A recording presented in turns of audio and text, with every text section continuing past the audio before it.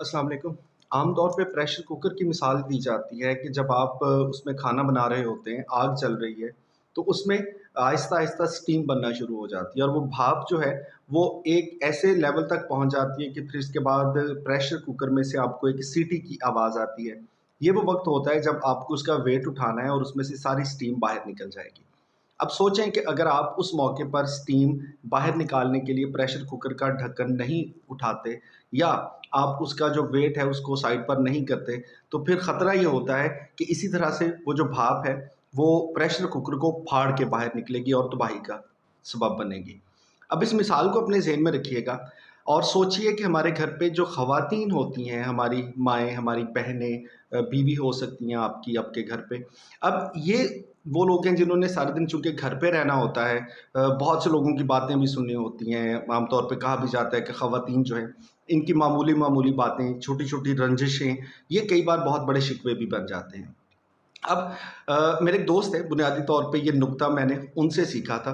वो अपने अम्मा के 4 बेटे हैं, उनकी कोई बहन नहीं थी। तो वो कहते हैं कि अक्सर हमारी अम्मा हमारे साथ शेयर किया करती थी कि देखो तुम्हारी फूफो ने आज ये किया है, देखो आज तुम्हारी फलाँ खाला ने ये बात कही है। तो वो कहते हैं कि जब भी कोई बात वो हमें कहती, तो हम फ़ौरन से सोचना शुरू करते कि अच्छा फिर इसका क्या हल होना चाहिए। अब याद रहे कि जो भी ह्यूमन माइंड है, इसमें अल्लाह ताला ने मर्द को तख्लीक इस तरह से किया है कि हम बहुत बड़े प्रॉब्लम सॉल्वर होते हैं या कोशिश करते हैं। जैसे एक मसला आपके सामने आता है, एक जो आदमी है, वो फ़ौरन से ये सोचना शुरू करता है कि अच्छा यार ये मसला है, इसका ये हल हो सकता है, इसकी ये स्ट्रैटेजी हो सकती है और वो उसके फ़ौरन सॉल्यूशन की तरफ जाता है, यानी कि हम प्रॉब्लम सॉल्वर बनते हैं।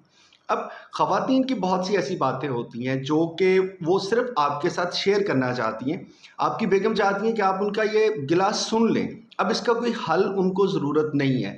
तो मेरे दोस्त कहते हैं कि एक दिन बैठे-बैठे मैंने अम्मा को कहा कि जो अगर फूफो ने ये बात की है तो इसका हम ये इलाज कर लेते हैं, अगर खाला ने ये बात किया तो हम ये काम करते हैं। तो मेरी अम्मा मुझे डाँट के कहने लगी कि मैंने तुमसे मसले का हल नहीं पूछा, तुम मेरी बात सुन लिया करो। अब यहाँ से हम मुझे ये समझ आई है कि ख़वातीन के बहुत से मसाइल या बहुत सी बातें ऐसी होती हैं कि वो हमसे शेयर करती हैं सिर्फ़ इसलिए कि हम उनकी बात सुन लें।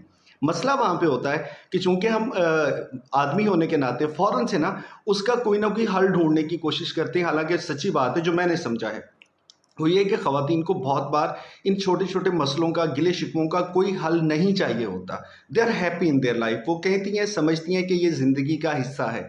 लेकिन अगर शाम को कोई हमें ये बताता है कि आज सारा दिन फ़लाँ फैमिली मेंबर ने देखो ये बात कर दी और हम फ़ौरन से सोचना चाहते हैं कि इसका भई ये इलाज होना चाहिए। हालाँकि इसका कोई इलाज उनको चाहिए भी नहीं होता। ये बात मेरी यकीन से लिख लें कि ख़वातीन को वो मसला उस तरह से मसला नहीं लगता जैसे आपको, मुझे, मर्द हज़रात को लगता है। तो इसके लिए एक बहुत कामयाब टोटका है जिसको नफ्सियात भी मानती है और वो ये है कि भाई आप आज के बाद जब बेगम ये कहे कि भाई फ़लाँ ने मुझे ये बात कही, मुझे ये एक गिला है, ज़िंदगी से एक थोड़ा-सा शिकवा है, तो वो शायद आपसे ये नहीं कहती कि मुझे इसका हल करके दें, वो सिर्फ़ ये चाहती हैं कि आप उनकी बात सुन लें। वहाँ पे आप फ़िलॉसफ़र ना बने, वहाँ पे आप स्कॉलर ना बने, आप सिर्फ़ उनकी बात तहम्मुल से सुन लें और मुझे यकीन है, जो आज़मूदा नुस्ख़ा है कि 99% जो बातें हैं ना, उनका कोई सॉल्यूशन उनको नहीं चाहिए, तो वो मसला वैसे ही हल हो जाएगा। So don't try to be a problem solver, सिर्फ़ एक अच्छे लिसनर बन के आप उनकी बात सुनेंगे।